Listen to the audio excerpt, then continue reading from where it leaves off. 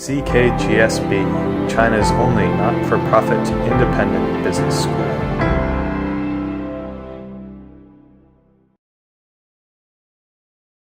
The shift in mission is the biggest change. So we historically defined our success, United Way, as how much money we raised. And we still raise more money than any private NGO in the world. But the biggest change was we changed our mission statement to improve people's lives. And the mission statement is to improve people's lives by mobilizing the caring power of communities across the world. And we focused in three big issue areas: education, financial stability and livelihood, and health.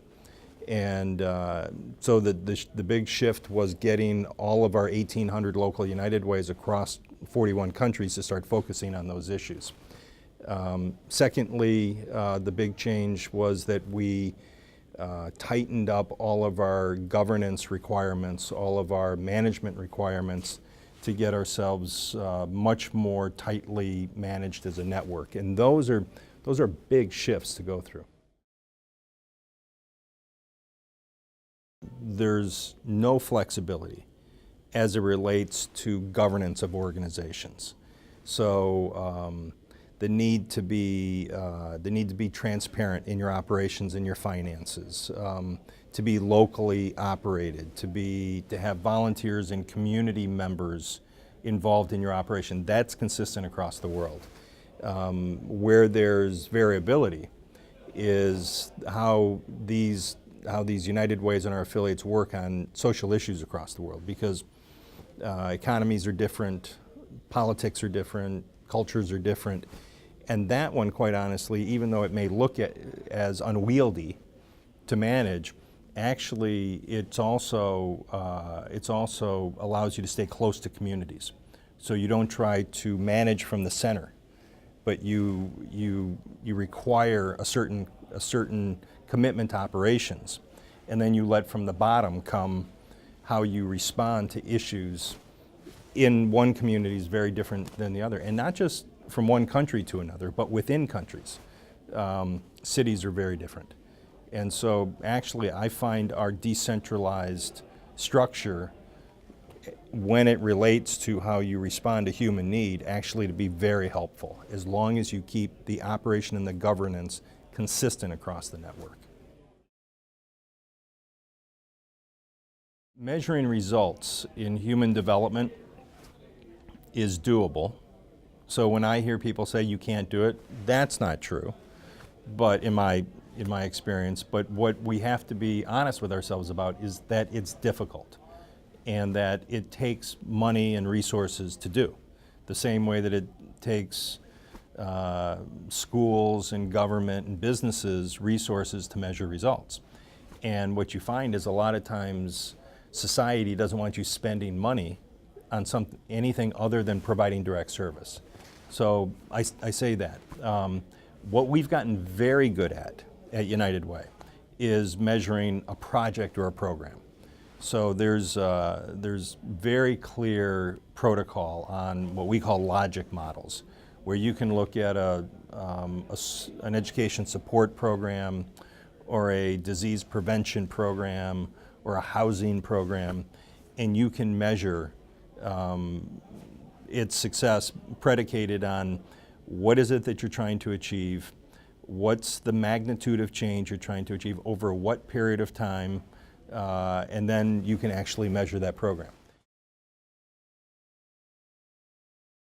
If you look at the millions and millions of people that have been pulled out of poverty in emerging markets around the world, that had very little to do with nonprofits and NGOs and civil society. It had a lot to do with market expansion and job creation and opportunity. Having said that, markets by themselves are not always fair. Use of capital is rational, but it's not necessarily fair from a human perspective. It's not necessarily inclusive. And so what's critically important, I think, in terms of our work, is not creating dependence, but creating support for people at scale to take advantage of market expansion and to hold accountable businesses and government to make sure that economic expansion is inclusive. That's quite honestly the challenge in both developed countries in Western Europe and North America and emerging economies in the Southern Hemisphere and East. Creating a middle class that actually is sustainable. And the market alone won't do it, and a social safety net that's focused on dependence won't do it alone. You need a social system that supports people to take advantage of the market expansion and the market opportunities. Here in China, our focus is threefold. We're working at a national level with corporations, government, and NGOs, both Chinese-based private NGOs, as well as government-supported nonprofit organizations, to work to create a vision for charitable sector in China. So that's one. We've had so much experience in different countries around the world. We think we can bring just some thought to that and some thought leadership. Secondly, we'll work with partners to try to build the capacity of nonprofits themselves.